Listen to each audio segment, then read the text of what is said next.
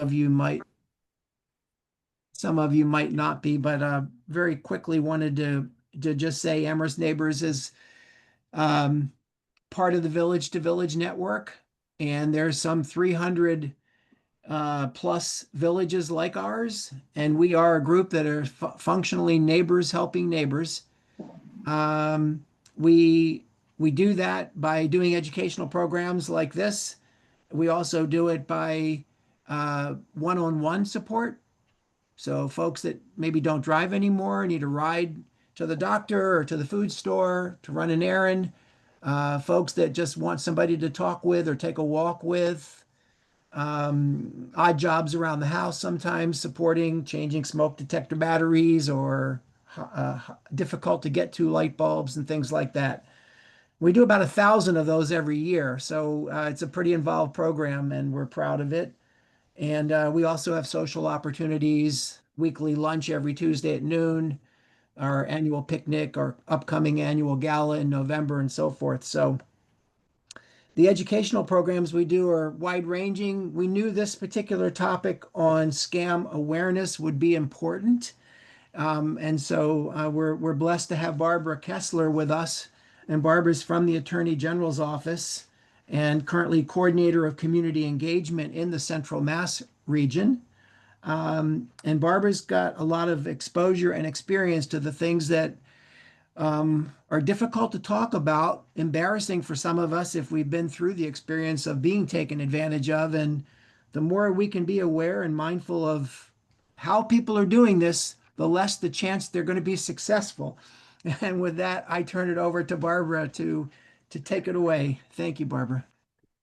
Thank you, Larry. Here. I all to that resolution. Yes, the more we know, the better we'll do. Hi, folks. Again, Barbara Kessler here. As it says on the screen, if there's any issue, we already checked about our screen sharing, so it should be working just fine, but please feel free to speak up if anything is unclear or moving too fast or not cooperating. There we go. Did the screen just change? Yes. Okay, great. My boss, Andrea Joy Campbell, is the Attorney General for the state of Massachusetts. As we spoke about a bit before, the Attorney General's office is known as an advocate and a resource for all residents of Massachusetts and is involved in the work that you see on the screen. Consumer protection, combating fraud and corruption, and investigating and prosecuting crime, and working on protecting the environment, protecting workers' rights, and protecting civil rights. We do this work in 4 primary ways. And, you know, I didn't say it at the beginning, as a community engagement coordinator, I am not an attorney. Our office is probably close to 700 employees at this point. Maybe half of those are attorneys. So there's a lot of other work that happens in investigation and all of these topics. So investigation, enforcement, policy, and prevention. So just as an example of the way a complaint might come to our office, we may start an investigation based on a complaint about somebody not being paid the proper wage or proper hours, not getting their sick time, not getting their final paycheck, child labor enforcement. So they could file a complaint online or in person with our Fair Labor Division, and that would kick off an investigation that could, you know, result in getting not only money back for that worker, but potentially a fine, a fine and penalty on the employer. It might actually turn into a larger case, right? It may uncover some pattern with this employer or this franchisee of a bigger business that is, you know, more She's pervasive. not very good. Oh. Okay, somebody needs to be muted. iPad 5 maybe, I'm not sure. But let's make sure. There we go. So an investigation may lead to a bigger enforcement. You know, for instance, the AG ended up, recently finding Dunkin' Donuts or some other company like that. You know, so it can really be a big impact on workers.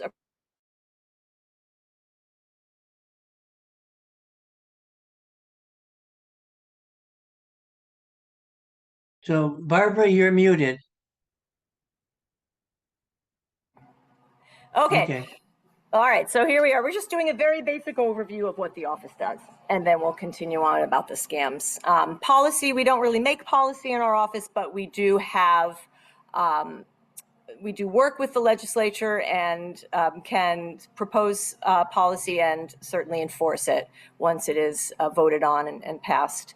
And then we have prevention, which is what I'm doing here today. As Larry said before, if you know what your worker rights are, if you know what your civil rights are, if you know what your consumer rights are, you'll be better able to prevent what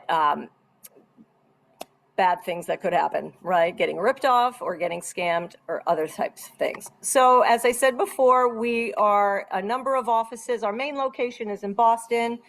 We have an office in Springfield. I work out of the Worcester office, and then we have a office in New Bedford. You can come into those offices too. As I said before, you can file a complaint in person by simply going to 1441 Main Street in Springfield, go to the Attorney General's office and talk to somebody, talk to a consumer specialist, talk to an investigator in the Fair Labor Division, and write a complaint and have it submitted that way, in addition to submitting it online. The disclaimer that you see on the screen, I always joke that we wouldn't be an office full of lawyers if we didn't have a disclaimer at the top. Basically, what we're saying here is that our office, as you probably well know, is not able to give legal advice.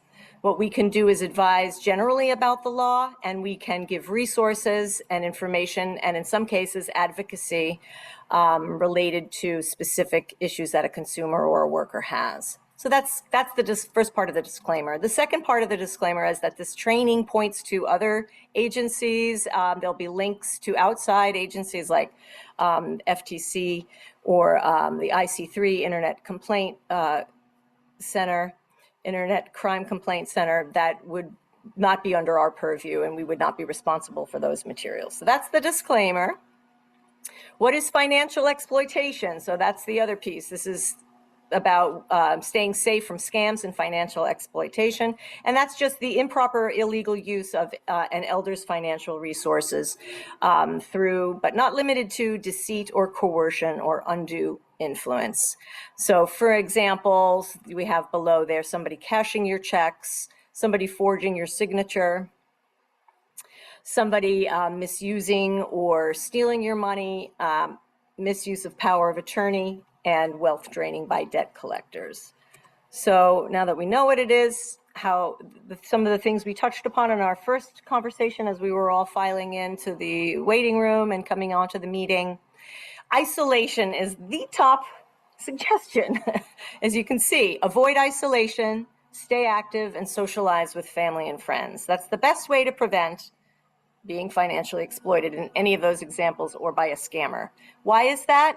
And first of all, kudos to all of you, because you are doing that. You're not isolated. You're here together. You have a strong network in your Amherst Neighbors group. You're doing the work of staying informed and staying connected. And again, why is that such a, we will repeat throughout this presentation that the way a scammer works is to prey upon emotion and to prey upon your sense of urgency.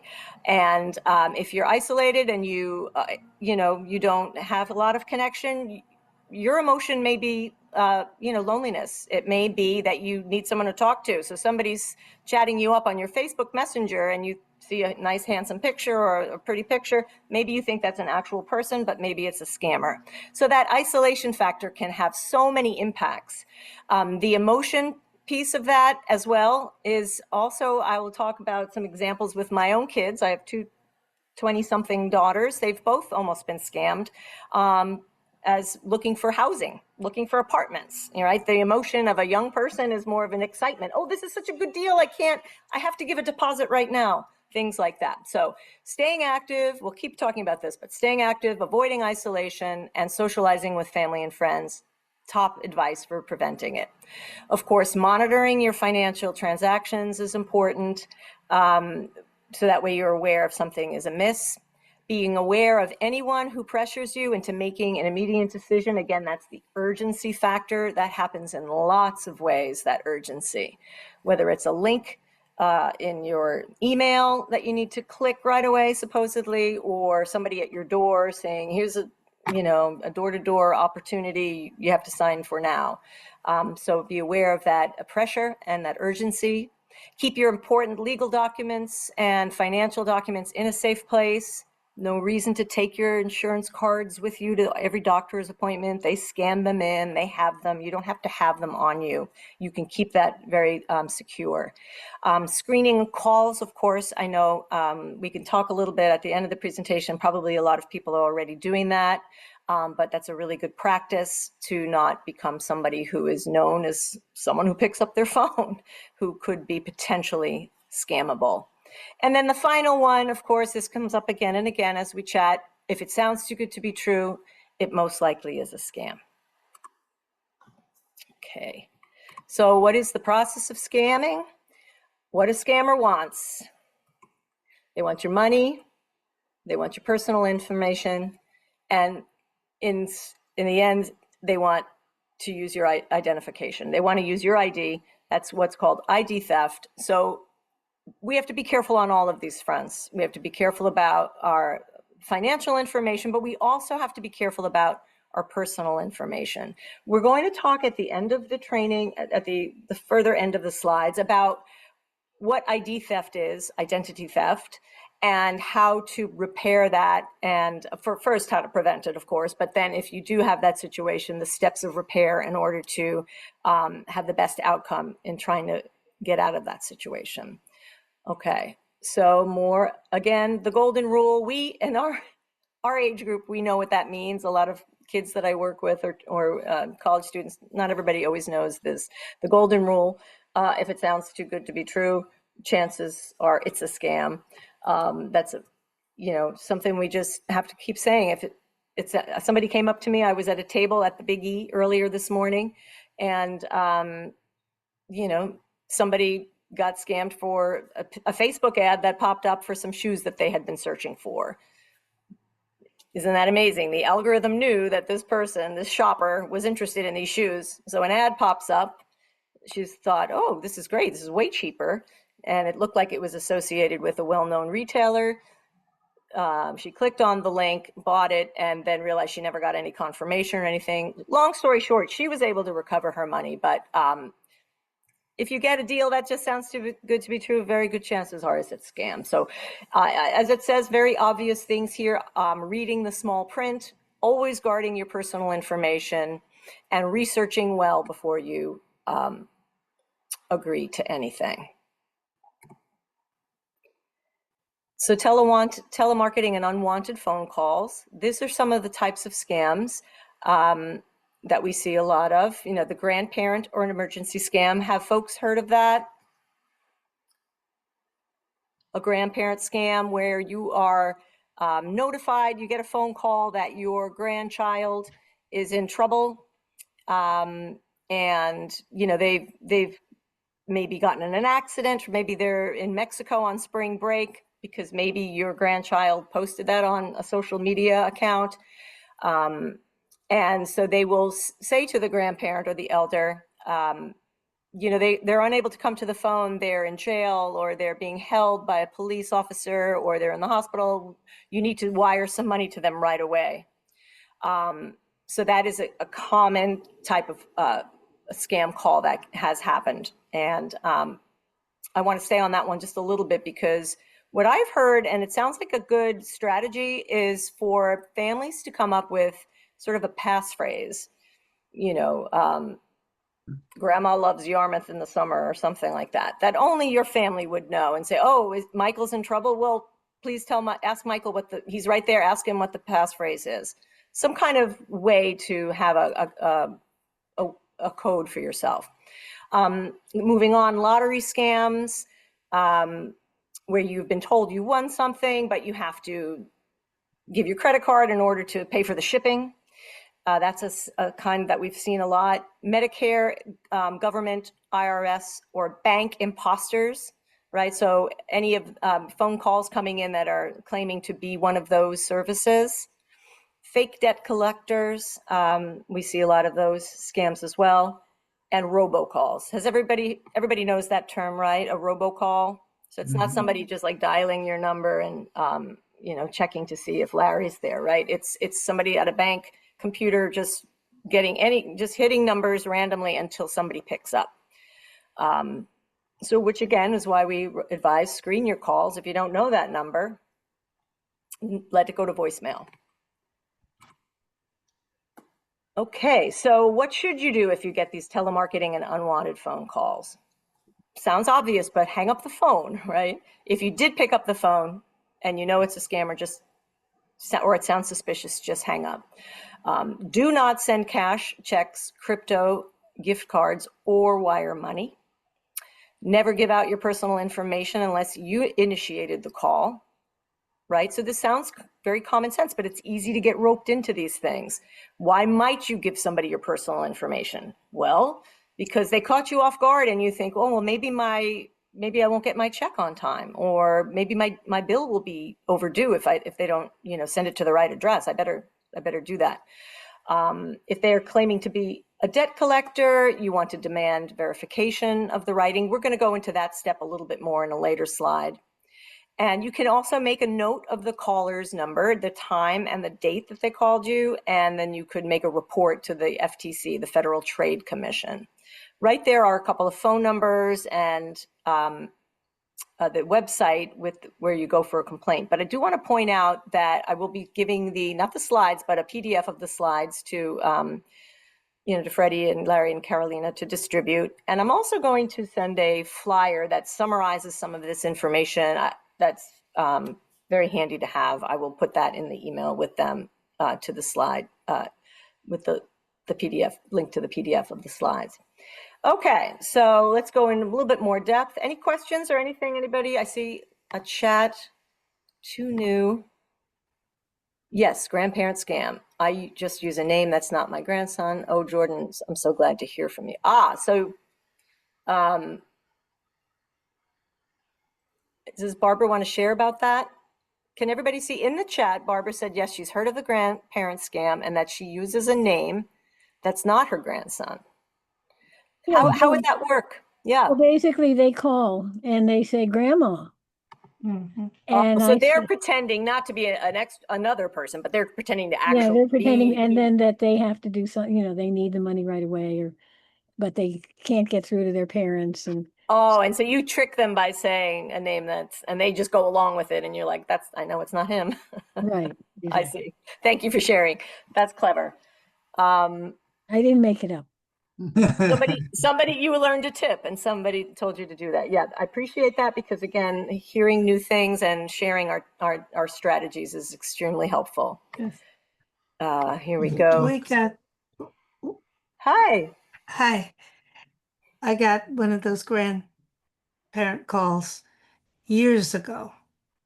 And what was disconcerting was that they put someone on, a young person, and it sounded like my grandson.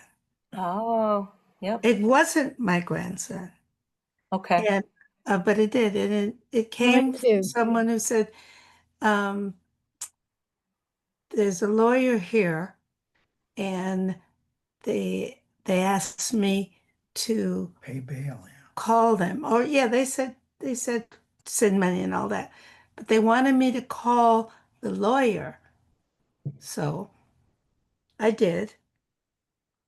And Wow. it became clear to me because my grandson said, "Oh, Grandma, don't tell my parents."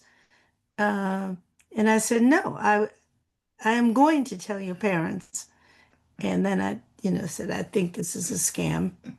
And I hung up. And then I called, or I went to the police, because this is a while ago.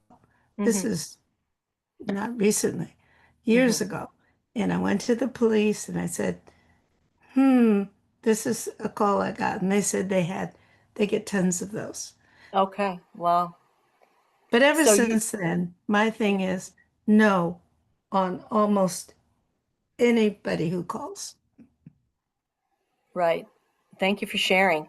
Yeah, and one of the things we tell everybody of all ages, if you're on social media, don't share so much because scammers can use that information, like, oh, that your grandson knew, the scammer knew your grandson was such and such place, and they can use that in the call and trick you a little bit more, right? So, yeah, being more private in our social posts is helpful. Thank you guys for sharing.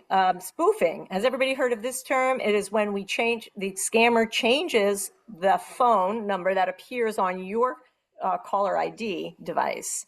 And it can occur both on cell phones as well as land phones. So I know that I'll get phone calls that maybe start with the same 6 numbers, the 617, blah, blah, blah, like of my cell phone. And it looks like, oh, it must be somebody I know. It's just, or when it used to make more sense that way when it was a landline, because you'd have a neighborhood sort of exchange, right?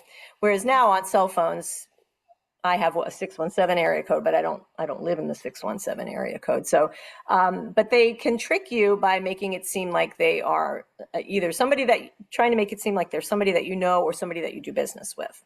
Mhm. Okay, so phishing is another technique, and smishing. Those are sending a link that's trying to get you to do something to provide either your financial or your personal information. So they can do that either by sending it through an email, and then it's called phishing, or it's called smishing if it's coming through a text, because SMS stands for short message service. So that's just a word they made up. And so basically it's coming in the form of a text on your phone. So if you don't know, who it is that's trying to reach you,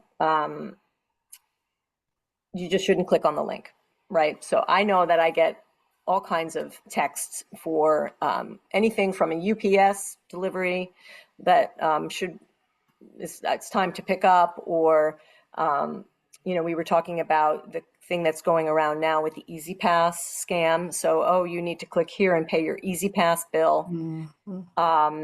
Other kinds of ways to get you to act. And to enter your information. Again, what does a scammer want? If not your money, well, at the very least, your information. They can do a lot with that. So you don't want to click on those links in either format. We're going to talk more about mail in a bit. So let's just go through the intro of all of these topics. So now we're talking about fake checks.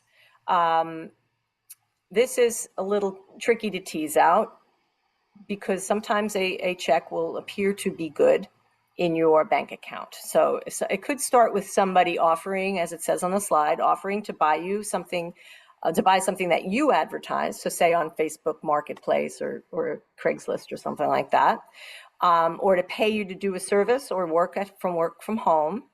Or give you an advance on, again, this would be the lottery situation, giving you an advance on a foreign or domestic sweepstakes that you've supposedly won. Now, why is this a problem? If you're thinking it's an actual check and you bring it to your bank, it may turn up as money in your bank after 4 or 5 days. You see the money's in there, and you're like, oh, it must be good. Right. But And then, yeah. they do not have to, the bank has to make the funds available to you Well, in a timely manner. And so it may not be that the check has actually cleared in that 4 or 5 day period. So you really need to wait like the whole month, because we've heard of lots of scams where people deposited a check and used the money, and then it turned out 20, 30 days later, the bank realized that was a fraudulent check. And now you're responsible, obviously, for those funds that got taken out. Now, that last point, it may seem a little confusing. Have you heard of this scenario? There is no legitimate reason for someone who is giving you money to ask you to wire money back. That is a particular type of scam that we see a lot in the work from home space, but I have seen it happen in other kinds of exchanges, like buying something from somebody on Facebook. So somebody will give you, say, here, you're going to, I'm going to buy I'll just use an example that somebody gave me at a training a few months back. They were selling some tools on Facebook, and somebody said, I really like those tools. I've been looking for those. I'll save them for me. I want to buy them. All right. And they were working out the deal. He was going to pay the whole price.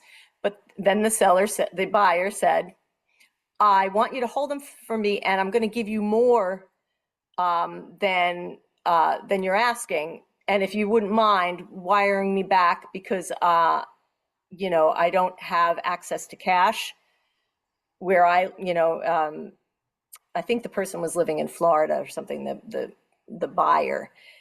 And they fell for it. They just thought it was like, oh, that makes sense. You don't have current, like, I think they were visiting from another country. They're like, I want to bring those tools back, but I need the cash in this country. And so they took the check.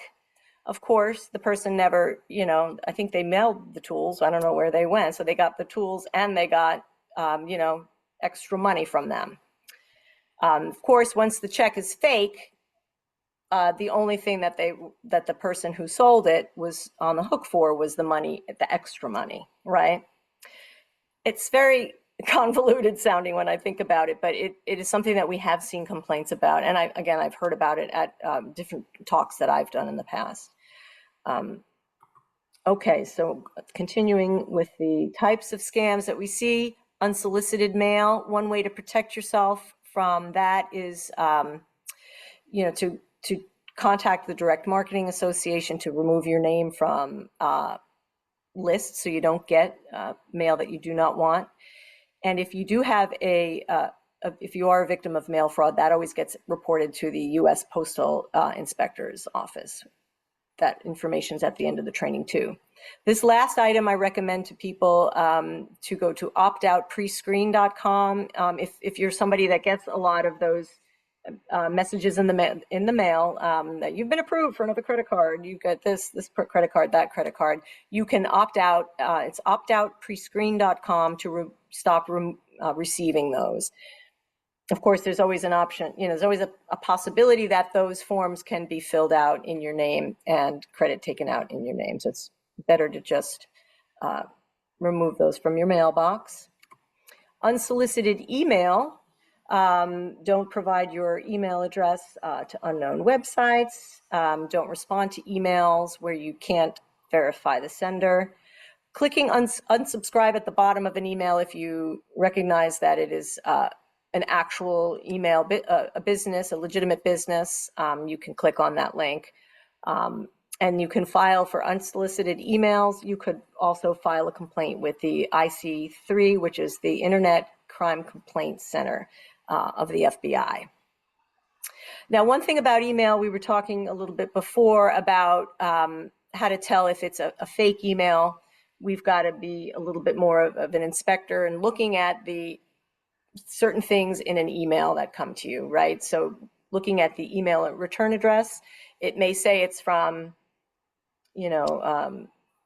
Kohl's.com or something like that. But then when you look at the actual email, it'll have a bunch of random numbers, and it may say Kohl's, but it'll say .net or something like that. So if you look at the return address, you can often find out if it's a fake email, as opposed to an unsolicited email. And also, scam emails can sometimes come through at a weird time of day and have spelling errors and things like that in the text of the email. Okay, some other types of internet scams. We talked a little bit about the romance scam. That falls under the social networking type, right? So, of course, being very careful when you're making online friends. I'm not sure if everybody was online earlier when we talked about something called a romance scam or a social networking scam, where people think they are dealing with an actual person, and they develop a relationship sometimes over weeks and months.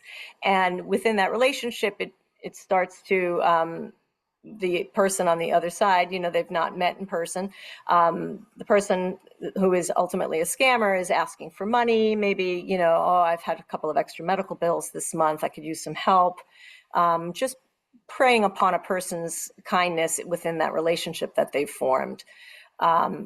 And sometimes it's a romantic relationship, right? And they're making plans. They're making plans to get together. They're making plans to go on vacation or to buy a property or something together. So there's lots of ways that once you are connected with somebody emotionally, that person can get you to put your funds to something that ends up being a scam.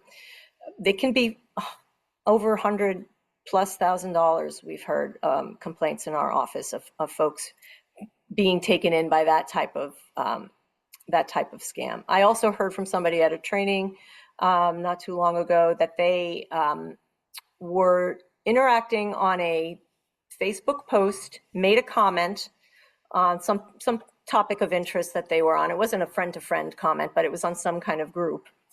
And somebody was chatting with them and agreeing with them with their comment, and their icon was a famous, well-known person. And so this woman thought she was having a dialogue with this famous person. And it went on, of course, for several months before this person mentioned that they needed some money. They had a hardship. They were stuck in Mexico or something. I don't know. But she was attempted to send them that money. Luckily, this person's daughter intervened and said, that's not that real celebrity, right? That's just somebody who changed their picture. They're pretending to be that. It may sound legitimate in some ways, but that is 100% scam. So again, if you are seeking friends and you're active in your own social world, you'll be less likely to fall for that type of scam. It's easy enough to say. I know that not everybody is able to get out and come to a training or to join a group. So I always like to encourage people to take the materials that I'm giving out today, maybe give them to a neighbor that that doesn't get out much, or share them otherwise in the communities that you belong to, a church or other organization, just to share that information with people who don't connect socially as frequently. Cryptocurrency is another thing that we're seeing a lot more scams about. It can turn up in a Facebook investment opportunity. So again, it comes up through Facebook. We'll talk a little bit later on another slide about other cryptocurrency scams.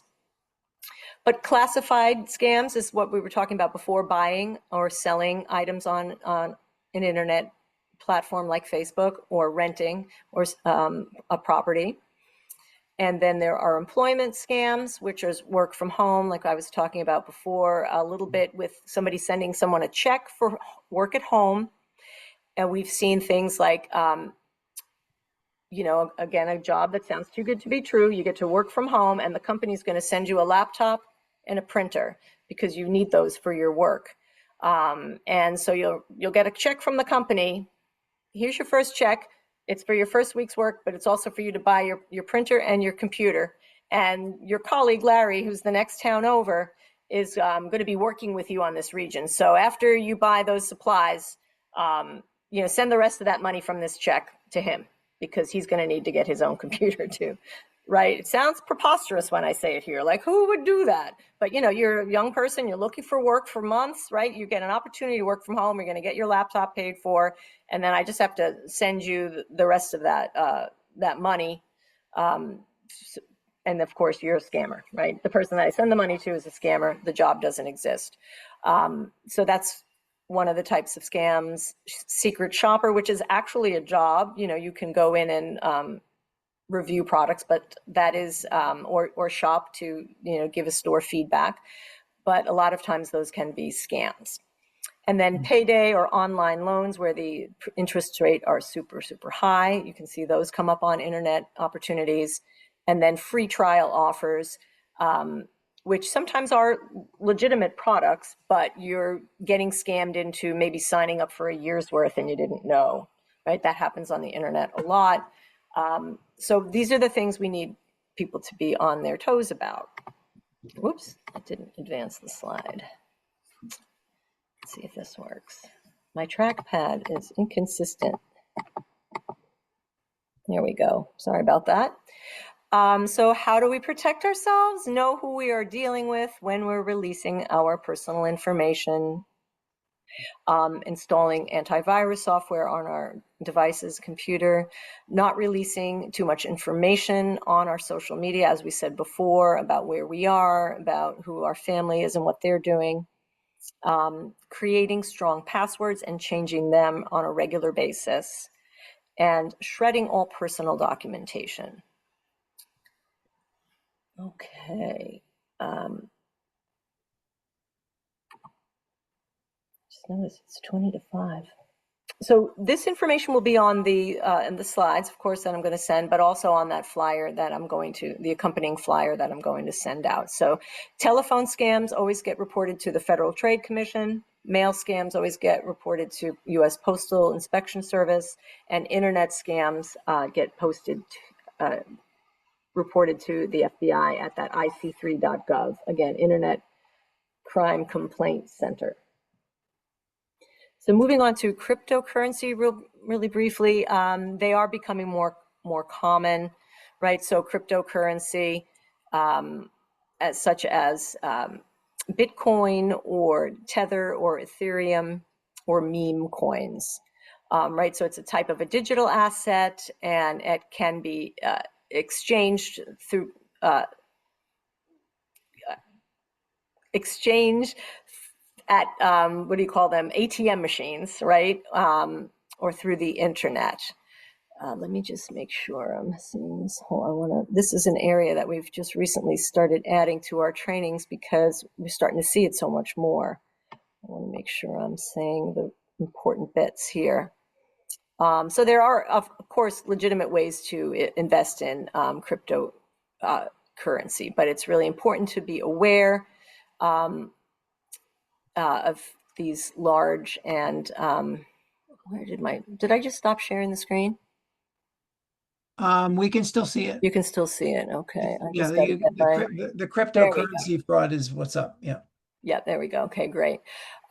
Just trying to read my notes here. So again, it's the scammer is going to try to create a false sense of urgency, a great opportunity. Wait, did I change the slide? Okay, there we go. Yep, meme coins. Okay. So I think the main takeaway here is to just be kind of on your toes about seeing offers for investments in cryptocurrency and meme coins, and be very cautious if you're choosing to invest. Okay, they are the types of things that you can get it's called a pump and dump scheme. I'm sure you may have heard, where you can put out a coin, make a lot of money on it, and then it loses its value very quickly. It crashes, right?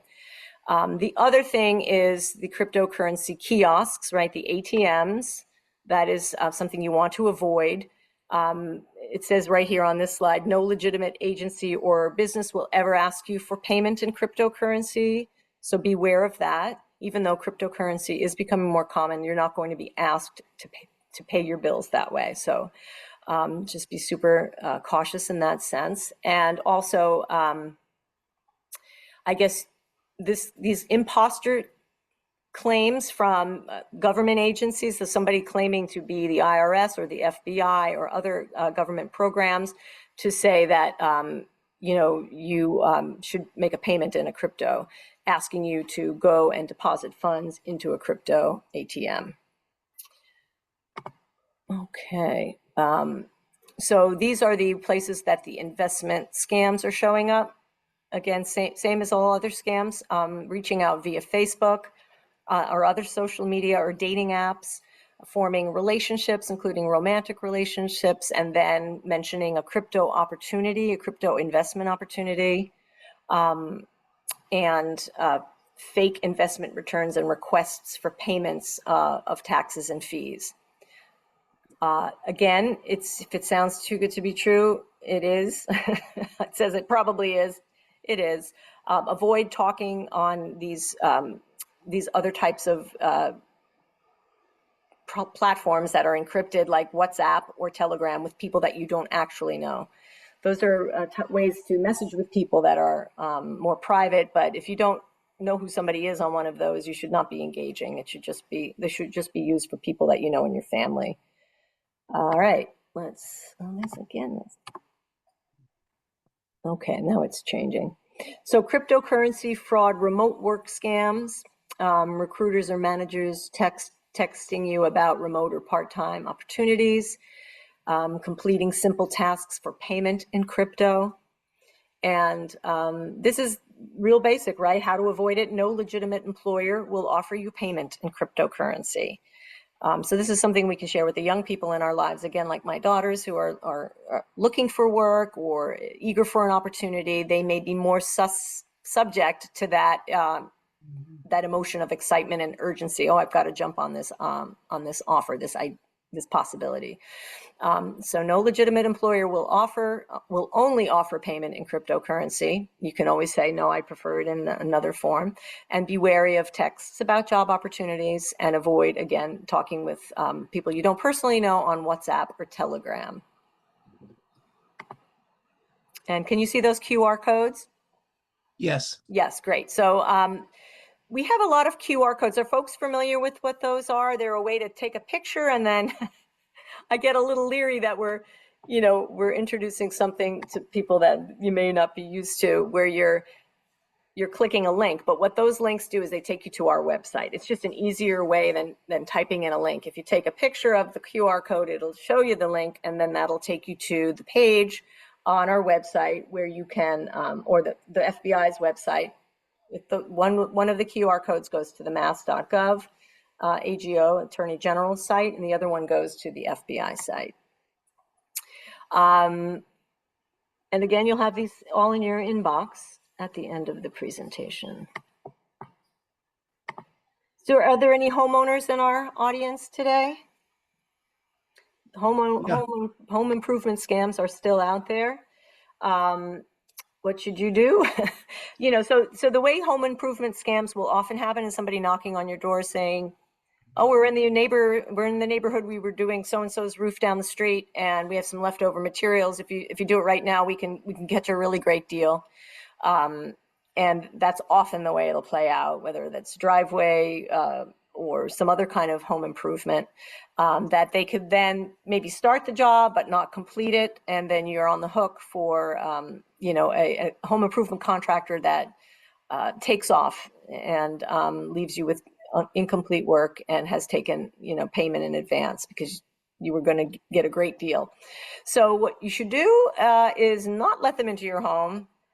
Certainly, if you are interested in having some work done by somebody, ask to see their license and their permit to work in your town, to solicit in your town.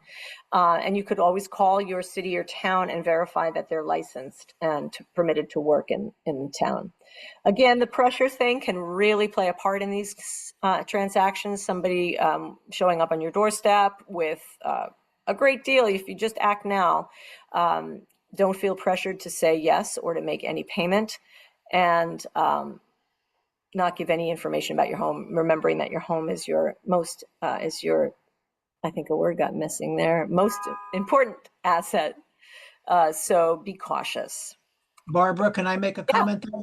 Sure do. Just for everybody and I think most of you know that one of the things that's helpful about the Amherst Neighbors listserv is if you're going to get your roof redone or your driveway redone or some major issue like kitchen or bathroom work, to put out to your fellow members, what vendors have you used? What businesses did you work with that you had a good experience with?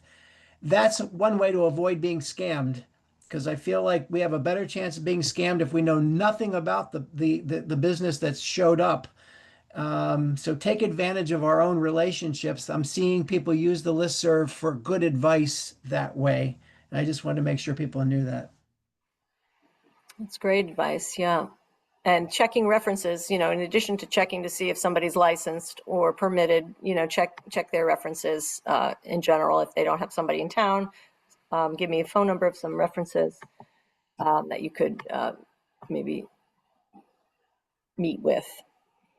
So can you see the slide about charity scams now? Yes. Okay, so we're just wanting to be people real brief. There can be high pressure demands for quick donations as people, folks will pose as an organization that's a charity when it's really just taking money. Sometimes they'll sound very similar to an existing charity. And so one thing you can do is at our website, the Attorney General's office is in charge of regulating public charities in Massachusetts and making sure all the annual filings are up to date and things like that. So we have a portal on our website that just you can search. It's called the Public Charities Annual Filings website, and they have a charity portal where you can check to see if it's a legitimate charity before you give any money. And again, do not rush or respond. You can always hang up. If somebody's calling on the phone and you do want to give, I'll go to your website and give that way, or please send me the receipt, the ticket to pay a check by the mail if it's a legitimate. I've done that before. I didn't want to pay over the phone, but I did want to donate to the cause. So have them send me an old-fashioned bill, for what I want to pay, and then pay it through their website. And do not give your credit card number or bank account information over the phone. Now we're going to move into identity theft. And what that means is, yes, somebody can be using your identity to take out a loan, to get a credit card in your name. So you can check your credit reports in all your accounts. And it's all going to be explained in the link that I'm going to send you with all of the links to the different reporting agencies. But you can get you're entitled to getting a free credit report every year, and you should do so. You can also freeze your credit. Have people heard about doing that? Yeah. So you can have your credit so that it's not open if you're not getting a new car, opening a new credit card, buying a new home. You can just freeze your credit. And you do that by calling the reporting agencies, Experian and Equifax and TransUnion, and have them freeze all of your credit. It's a little bit of a time-consuming process because you have to reach out to each of them, and they have a slightly different method, each one, for freezing your credit.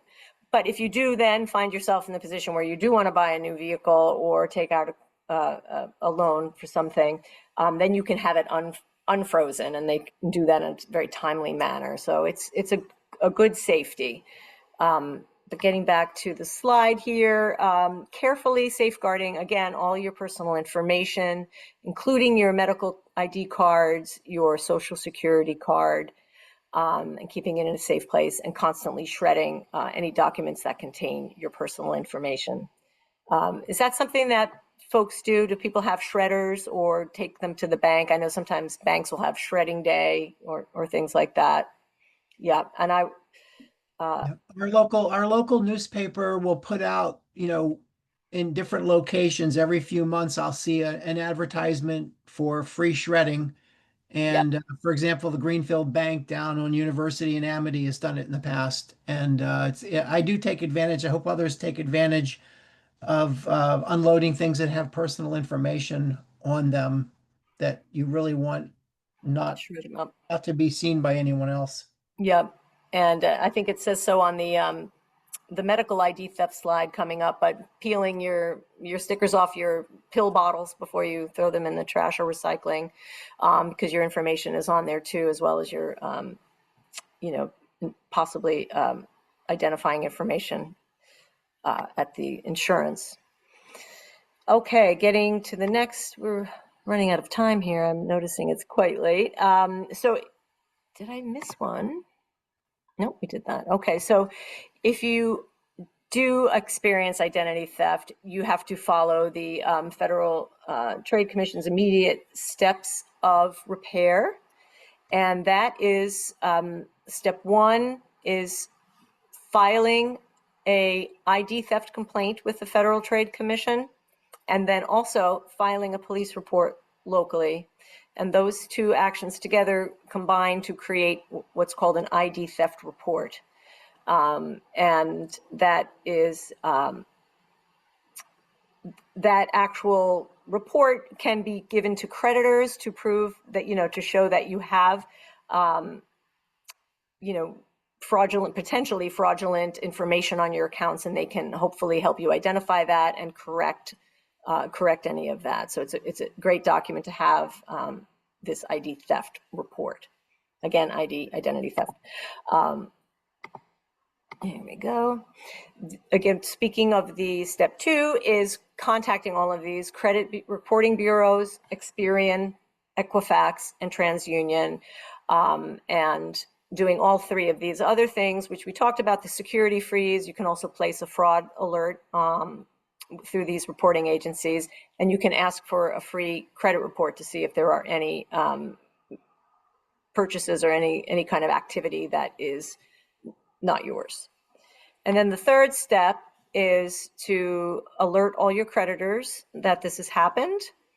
So that includes everything below there: credit cards, bank accounts, retirement and investment accounts, and providers such as cable, internet, and phone.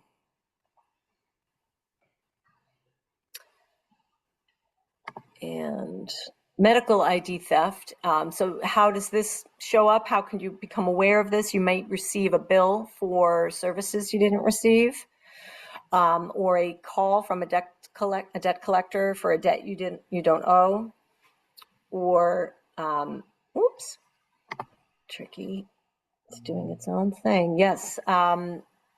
Medical collection notices on your credit report. So if you get that credit report, you would see that.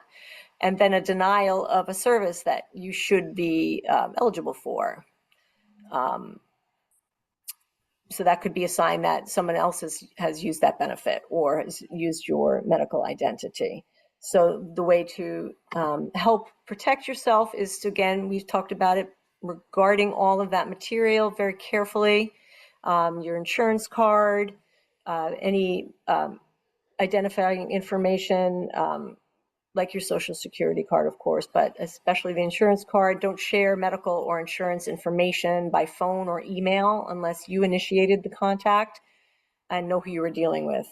I say that all the time to people, like, if you're getting a phone call and you're concerned about something, sometimes, insurance will call, or sometimes a bank will call you. And so if they're alerting you to fraud, but then you're nervous, is this really the bank or is this a scammer? What I always do is say, thank you for alerting me. I will, I'll look into my records and I'll call back. And then you call the number that is the correct doctor or insurance information number, or your bank number, the number that's identified on your statement or on your card. And then you speak to a customer service representative rather than respond right there on the phone, or through email. So that's a way to avoid medical identity theft. Proactively request and review an annual listing of all your benefits paid by insurers. So there's some steps here that could take some time, but may be helpful in preventing this from happening. And reviewing your medical records and reporting any errors that you see. And there's the remove your personal information from all your pill containers before you dispose of them. Any thoughts or observations, questions, any personal experiences folks would like to share? Anything I went over too fast or didn't cover over well? Yes. Yeah, it looks like there's a hand up. I see Saren. Go Yes. ahead, Saren. I've been getting these scam calls and immediately following that messages. So I block it. And every day I get at least 2 or 3 coming from different telephone calls from different states. Yeah. And they all have similar message that I'm a small business owner and I've been granted. One of them was $150,000, the other was $180,000, and I'll be getting so much monthly, and I block it, and I cannot stop them. Did you make a report? No. Yeah. I always wonder, like, what, how helpful it is to report it. But if you're experiencing that volume, chances are other people are too. So the unwanted calls are going to get reported to the FTC, and I recommend that you do that. You know, the reporting information will be on the slides.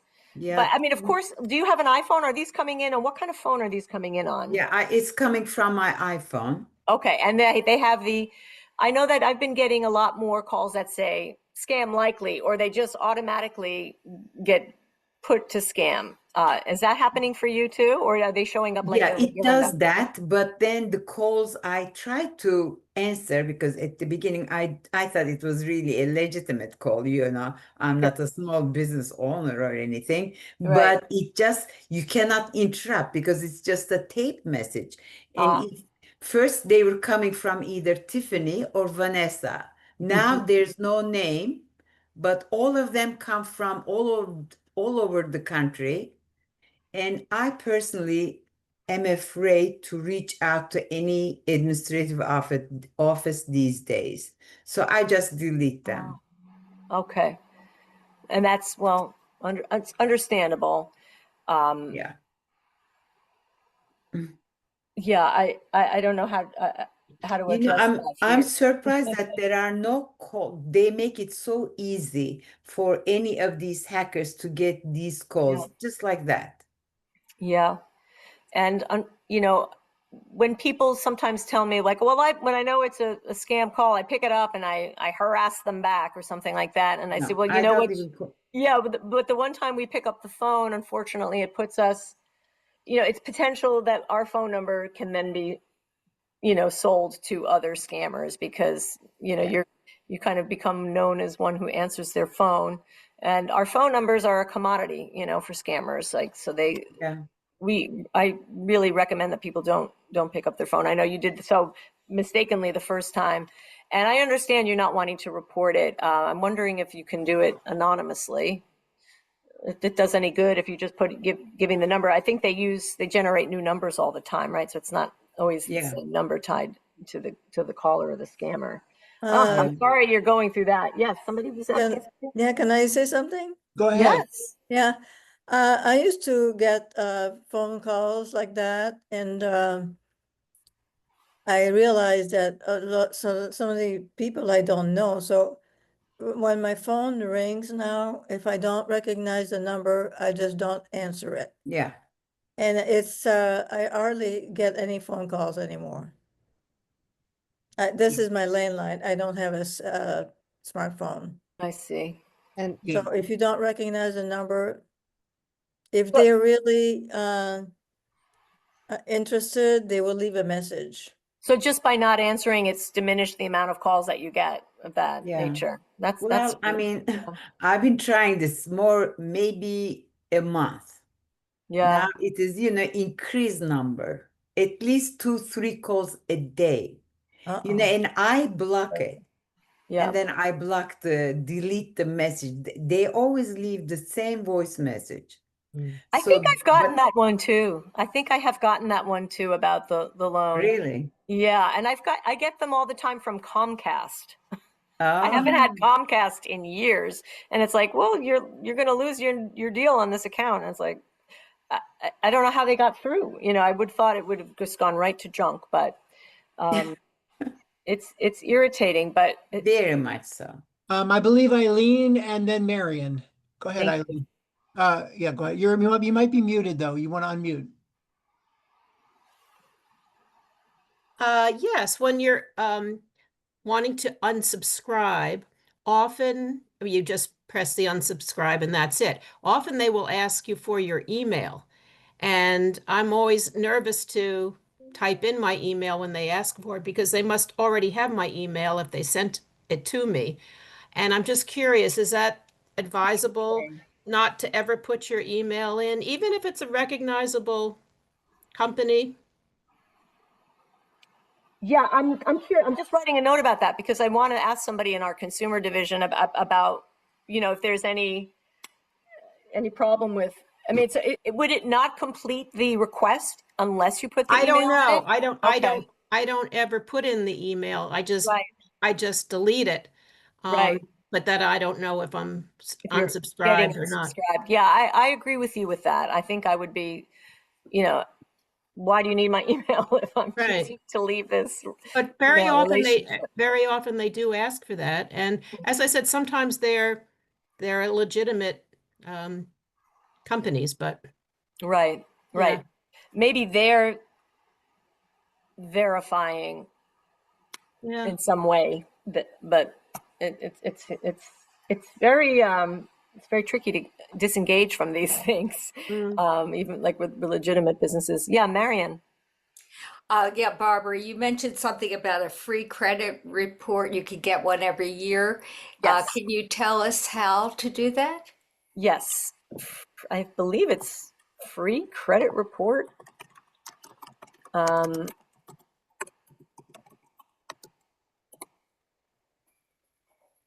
oh wait, maybe because I'm still sharing.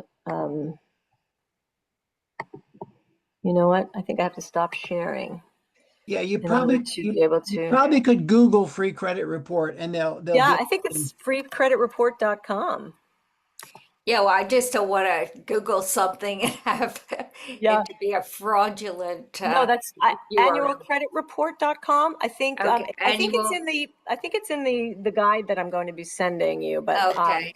but yes, annualcreditreport.com. Um, it's in the chat. I think you put it Carolyn. in there already? Excellent. Consumer. Okay. Let me see what you're looking at there. FTC.gov. Yeah. Oh, Free okay. credit report. Yeah. And then this is one. So while they're looking at that, this is an opportunity for Great. anybody on the call to ask questions if you feel like you've been taken advantage of or have examples even of things that have happened. I think the more that we hear about these examples, the better the chance that we'll know that it's fraudulent. I had a fellow Amherst Neighbors member reach out to me this morning and forwarded to me the email. It came from the Department of Revenue and it was about giving a refund. Mm. So it Yeah. kind of had a vibe of, oh, well, everybody sees about this, the money that hasn't been claimed and that kind of stuff. You think, well, maybe somebody, but it was clear, and I think Barbara made a really good point. It was clear if you looked really closely at the sender that it wasn't the Department of Revenue. I mean, you can start to see in the small print things that are fishy and not kosher at all. Yeah. And you really have to be a bit of a detective. But I guess I'm promoting that we all have a bit of paranoia, and it's healthy paranoia to keep you from getting into trouble. Yeah. And there's telltale things, like looking at the email, clicking on the email address and expanding it to the full thing. It'll not be a related sender, or the URL, Larry at government.com. It'll be like Larry at the government guy. It'll just be something. If you click on it, you can see. You'll also potentially see misspellings or strange looking, like not accurate logos. They're getting better and better, so you do have to use your magnifying glass and really check. And then the other thing is emails coming in at a weird time of day, 2 in the morning or something. A local company is probably not sending out email at that time. But I know, Sandy, you had your hand up, and then Emily. Yeah, my wife gets a lot of the similar calls that Sharon was getting, and she has an iPhone. And if you go to the settings on iPhone, and I think this is probably true of Android, you can there's a setting where you can silence calls that are not on your contact list. No. And So that's it a is possible. setting. That's a setting within the iPhone. Yep. Okay. Well, but the problem I find with it, Sandy, is sometimes I get some calls responding to somebody calling me from the doctor's office because they have different numbers and my system will not recognize it. So I always hesitate doing that. Well, this is But So excuse I me, hear that a lot from folks, and I sympathize with that. If you're expecting a call, your tendency is to want to pick up the phone. But if Yes. you are waiting for a doctor or a family member, Yeah. I would recommend that you call them and say, did you just try to reach me? I saw a call go by that, you know what I mean? Like, just take that extra step rather than engage with the potential scammer. Because I'm hopeful that, as somebody else said, I think she may have left already, but just not picking up those calls for a while, they'll start to diminish. I well, think and it was right. Yeah, sorry. well, I'm just saying, Sarah's example, if it is somebody who really wants to get hold of you, it will go to voicemail and they can leave you a voicemail. Yeah. That's So when Yeah, you say silence, unknown caller, it'll if still go to it's, voicemail. it'll go to voicemail and Right. that person. If it's a scammer, Mm, it's not going to, they're not going to bother with Right. But voicemail. if it's your doctor or your sibling, or yeah. I see. And But all the you'll, links that Carolina is putting in the chat, those are great. Thank you so much. They will be in that guide that I'm going to send, in addition to the PDF of these slides and another flyer. You're going to have so much stuff. Well, that's good. No, we will share that with our members for That'd sure. be great. Emily's got a Yes, question. thank you. Yep. Hi. I I'm following what y'all saying, and I find that I don't answer calls I don't recognize the phone number. And what I do is that if they leave a message and I find out that it is something that I did want to participate with, then I'll put that phone number into my address book. So, and if I'm talking to somebody who says, I'll call you back, a doctor's office or something, I ask them, what number are you calling from? So I can put it into my contacts list, because I won't pick up if I don't know the number. And I do let numbers I don't know go to voicemail to do that. Um, and if it is a scam thing, I always block them and report them. It's become a habit of mine for me, and I'm doing it for my mother as best I can, both in email and in phones. And with the email, I do, as Barbara suggested, I look at the email address. And I haven't yet figured out where to send emails to yet, but your information, I'm sure, will help me figure out where to forward them to. That'd be great. And if Yeah. I get an email, and it sounds like it's legitimate, instead of following, I'd never follow a link, even if I believe it's a good one. I go to the internet and type in the address that I know that I use and Right. see, because I've Yes. noticed that something that looks like, and I'm pretty good at picking up things that seem off, Yep. but they're getting better and better They're at getting fooling craftier. us. Yes, Yes. yes. And so So that's the same thing as with the bank. If you think the bank is calling you or reaching out to you, you call them, or if you think somebody's trying to get you to fill out some information that is important, well, you type in that website yourself, right? Don't respond or react to anything that they're sending to you. That's such great tip. As is your other tip, Emily. I don't know if Sarah knows how to create a contact easily from a phone, right? Because sometimes, they'll be calling from not the doctor's office, that number that you'd call, but from some other extension that you wouldn't know. And so maybe you could have a tech person come from one of the universities and do a talk about how to do all of these things with your phone. Or maybe, you guys can all just have a meeting about how to shore up those protections together. Yeah. On an iPhone, I know that if the phone number comes in, it's going to be in your recent phone activity list. That's And you true. can tap on the little I, and then you can say add as a new or add to an existing. And Yeah. so, like, the doctor's office has a lot of existing, Contact numbers. Yeah, but I keep at the top the ones that I call, and then the ones underneath are the ones that they call from. And The call they come in from. Yeah. Carol Rose, you had something? Yeah, it was my sympathy for the woman who was talking about how she initially was answering Yeah. because it could be real, a Right. doctor's office, and now is getting bombarded, and she's letting them go to voicemail. What I think is that you're probably going to have to consistently let them go to voicemail for many months before you see it begin to quiet down, because you answered a couple of them, it kind of put you on some lists of worth trying. That is one thing that I do wonder about. Yes.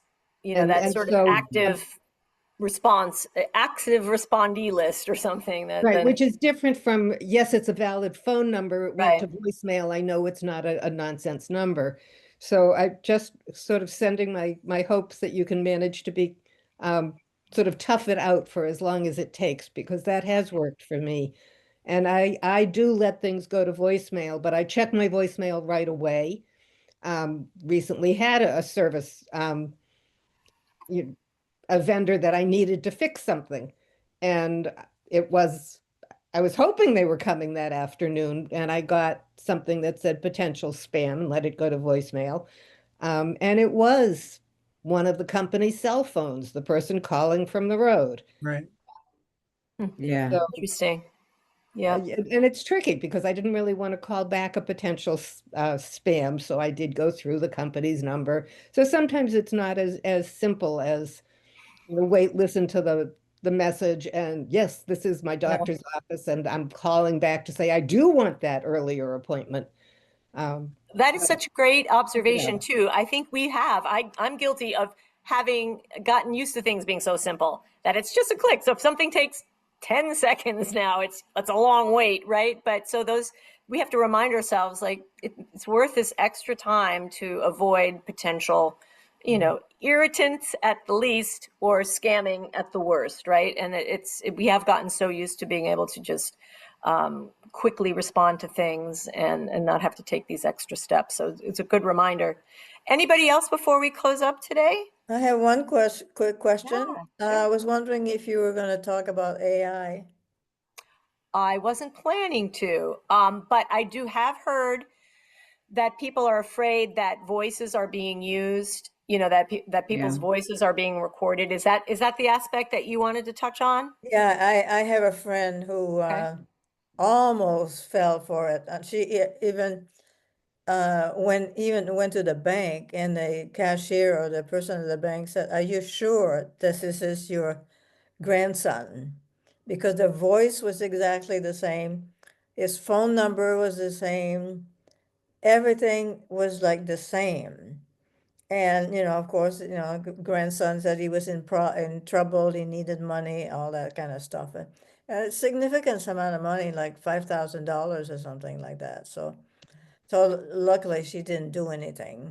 Wow. And so she thinks that the AI was used to imitate her Yeah, grandson. they can imitate uh, the voice Mhm. Yeah. and the phone number.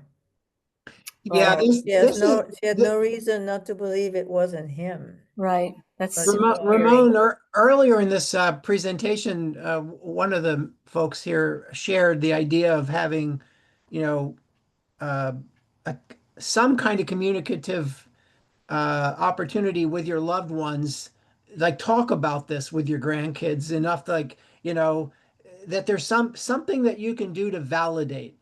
Right. Mhm. A A password. Yeah. passphrase.